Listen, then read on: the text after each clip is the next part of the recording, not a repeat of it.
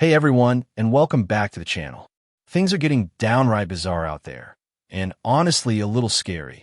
Multiple incendiary devices were discovered inside a Tesla showroom in Austin, Texas earlier this week, and it's just the latest in a growing series of threats against Elon Musk and his company. To be blunt, this isn't just vandalism. It's starting to look like a coordinated effort to intimidate, scare, and destabilize. The Austin Police Department responded to a tip Monday morning after an anonymous caller claimed there were bombs inside the Tesla building.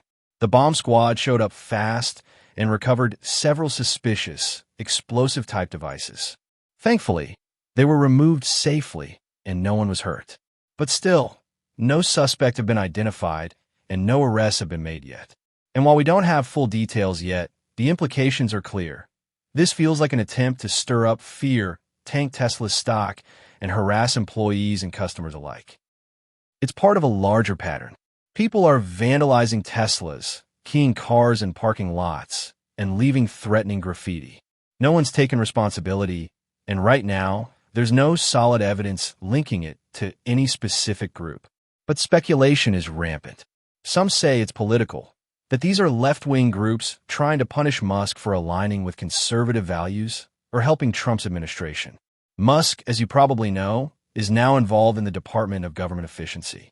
He's cutting budgets, reducing federal bloat, and that's made him a target. Recently, Musk claimed people are trying to end his life because he's exposing and eliminating fraud in government spending. Whether you believe that or not, there's definitely a surge in hostility against Tesla and Musk, and it's reaching a dangerous level. Some conservative lawmakers, like Marjorie Taylor Greene, are doubling down, claiming this is an organized left-wing campaign. Musk himself said it seems like there are larger forces at work. Honestly, it's hard to say. Could it be random acts from unhinged individuals? Sure, but with this many incidents piling up, from dealership attacks to keyed cars to coordinated protests, it's looking more and more like something deliberate. Let's not ignore the financial side. Tesla stock has been on a roller coaster. After dipping hard earlier this year, it's been recovering lately, even bouncing back $50 over the last few days. But if you zoom out, it's still down year to date.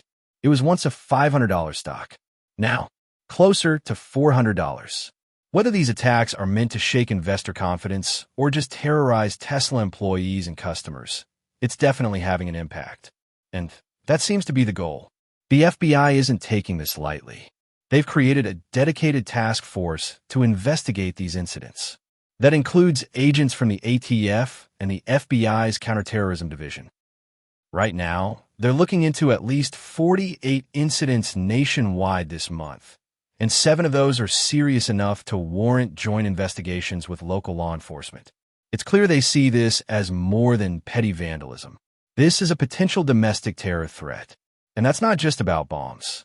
It includes people keying cars in hotel parking lots, like the guy recently caught on camera scratching up a Cybertruck. Or take the case in New Hampshire, where a Cybertruck was vandalized within an hour of being parked outside a hotel. The suspects? 2 men caught red-handed on surveillance footage. Charges pending, and not just a slap on the wrist either. We're talking felony vandalism. And then there's the guy who paid over $100,000 for a fully wrapped Cybertruck, only for some idiot to come by and spray paint the thing. That's another felony. You can't just go around damaging private property because you dislike the owner's politics or think the car is ugly. So what's the media doing about this? Not much, really. There's been a weird silence from mainstream outlets, and even some politicians have treated the whole thing like a joke. Some Democrats, rather than condemn the attacks, are making sarcastic comments about Teslas or Musk. Others are just staying quiet. Meanwhile, some conservatives are sounding the alarm, and they have every reason to. When public figures like Elon Musk start receiving death threats and their properties are targeted with explosives, that should be a headline on every major outlet. But here we are. Honestly, it's frustrating watching this unfold. People are being harassed over the type of car they drive. Employees are scared to go to work. And for what? Because someone doesn't like Elon Musk's politics? That's pathetic. Now, it's obvious that not everyone is a fan of the Cybertruck. Its polarizing design, its size, its association with Elon Musk. It's a vehicle that gets people talking for better or worse. But disliking a car or the man behind the company doesn't justify going completely off the rails. And yet, that's exactly what's happening. We're now seeing cases where individuals, allegedly linked to radical left-wing groups, are taking their hatred to extreme and dangerous new levels. Keying cars, throwing bricks through dealership windows, doxing employees, and now planting explosive devices inside Tesla showrooms. This isn't just petty vandalism anymore. It's a form of domestic terrorism. And what's even more disturbing is how normalized this behavior is becoming in certain circles of the far left. When prominent activists start framing criminal acts as resistance, when social media threads cheer on attacks against Tesla owners simply because of their perceived politics, and when even elected officials joke about property destruction as if it's some harmless prank, there's a real cultural problem at play. This isn't protest. This is intimidation. This is political violence aimed at silencing people with different beliefs, punishing them for what they drive, who they vote for, or what they stand for. And the fact that these acts are being carried out in the name of social justice or anti-capitalism doesn't make them any less dangerous or any less illegal. Authorities are now treating these incidents for what they are: targeted attacks meant to incite fear and discourage people from supporting companies or individuals that the far left has labeled as enemies. Whether it's Tesla, Elon Musk, or even Cybertruck owners who simply wanted something different, the message from these radicals is clear: agree with us or pay the price. If this trend continues unchecked, it sets a dangerous precedent. Political disagreement is supposed to be settled through debate, through elections, through civil discourse. Not bombs, not destruction, and not by turning public spaces into battlegrounds. What we're witnessing isn't activism. It's extremism. And it's time people start calling it exactly what it is.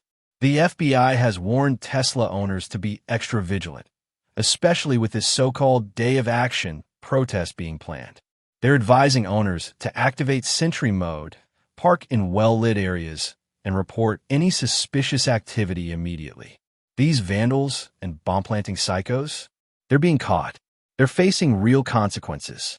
And as more of them end up with felonies on their records, maybe, just maybe, the rest will think twice before picking up a key or a can of spray paint. If you enjoyed this video, drop a like, make sure you're subscribed or following, and I'll catch you in the next one.